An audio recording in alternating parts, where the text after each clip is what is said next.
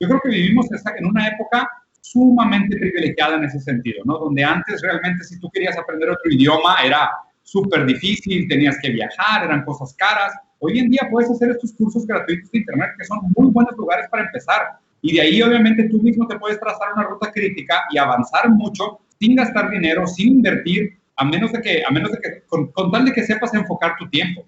Y obviamente la educación sí es algo muy importante. Por otro lado, yo también creo que la educación tiene un límite en sí mismo, ¿no?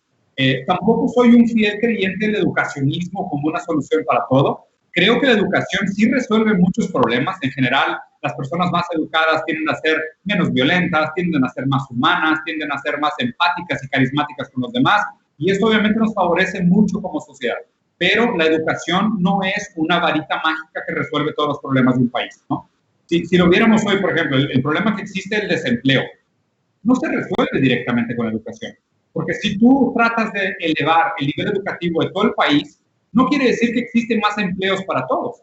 Yo creo que tienen que suceder las dos cosas. Tenemos que buscar cambios sistemáticos para crear más empleos de valor, al mismo tiempo que tenemos que favorecer e impulsar una educación más accesible para la mayor cantidad de gente posible, más igualitaria, que dé más oportunidades. Y otra cosa importante, la educación a grandes rasgos se ha vuelto una máquina de construir obreros. O sea, la educación no necesariamente nos enseña a pensar, nos enseña a seguir órdenes, nos enseña a pasar exámenes, nos enseña a memorizar hechos, datos y fechas, pero no nos enseña a pensar.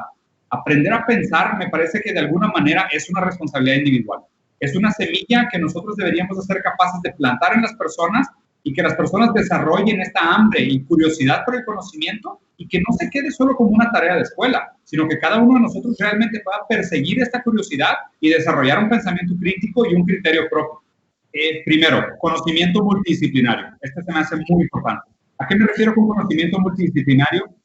Vamos a suponer, tú estudiaste contabilidad y eres muy buen contador y sabes mucho sobre contaduría pública, tienes todo el lenguaje de un contador. Tal vez sea momento de que estudies otra cosa. Tal vez dedícate un par de horas a la semana a estudiar música, o matemática, o física, o biología, o diseño, o marketing. ¿Por qué? Porque inclusive en el lenguaje de las otras disciplinas complementas tu conocimiento. Y a través del lenguaje empiezas a hacer tú mismo sinapsis entre ideas que muchas veces se complementan y se aceleran. Entonces, el conocimiento muchas veces es más fuerte por la red que lo soporta. No solo por el hecho de que te memorices una fórmula o te memorices un hecho histórico, sino por el hecho de que un conocimiento está soportado por una reja de diferentes posturas y diferentes capacidades intelectuales. Entonces, ese es el primer consejo.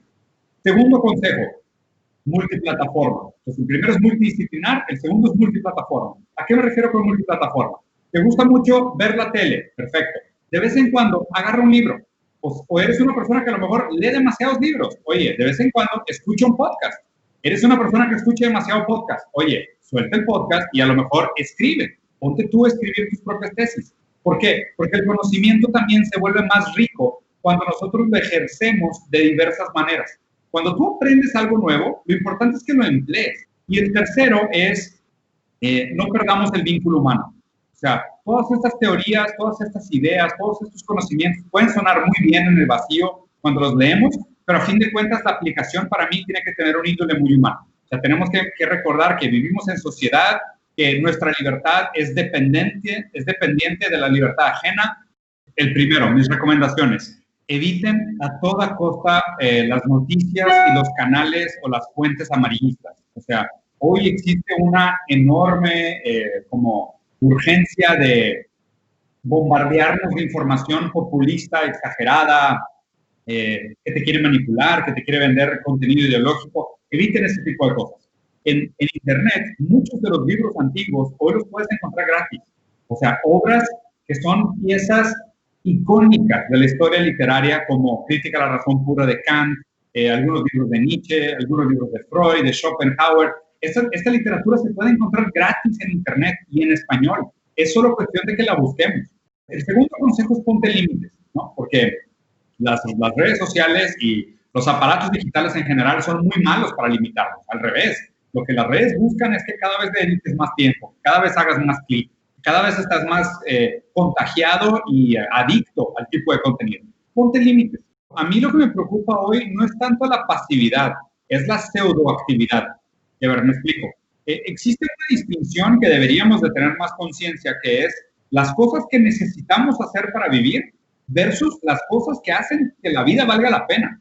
Y creo que mucha gente está muy confundida en este sentido. No me da tanto miedo que la gente sea pasiva en el sentido de, me voy a sentar a leer, me voy a sentar a tocar el piano, me voy a sentar a leer una novela, me voy a sentar a dibujar, a escribir un poema, a hacer escultura, a cuidar de mi jardín, a jugar con mis nietos. O sea, eso no debería de verse como un desperdicio de tiempo. Más bien, esas son las cosas que son dignas de ser un fin en sí mismas, que no son comercializables, no son capitalizables, no tienen un costo, un precio.